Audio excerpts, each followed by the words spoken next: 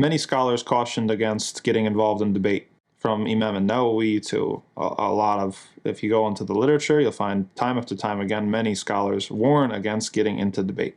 Now, we could qualify that by saying not all types of debate, right? Even Allah Azza wa Jalla says in the Quran, right? Respond to them with that which is better, right? If you happen to be in an engagement. But Allah subhanahu wa ta'ala also encourages us to distinguish between somebody who's arguing in good faith or, let's say, having a conversation or a dialogue in order to seek the truth, and whoever's just showboating, performing, right?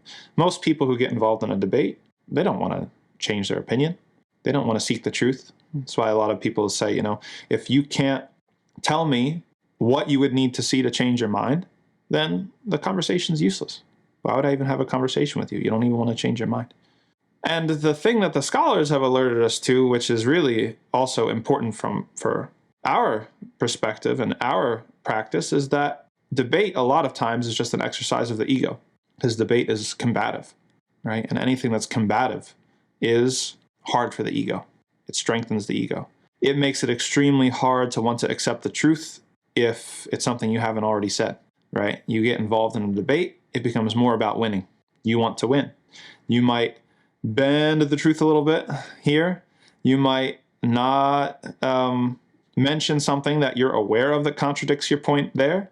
You might do all these sorts of things. You might misrepresent the statement of your opponent, right? We have in debate opponents. And so these are tricks of the shaitan, and they're very, very hard on the nafs. This is something that is, if we're looking at the skills that you're developing, is this developing your skill to accept the truth? Or is this actually eroding and deteriorating your ability to accept the truth when it comes to you? Probably doing the latter. And that's not to say that there aren't times and places that are appropriate for debate, and certain people who are trained, but most people who are getting involved in debate in the comment section are not the right people. You shouldn't be, it doesn't have to be your fight.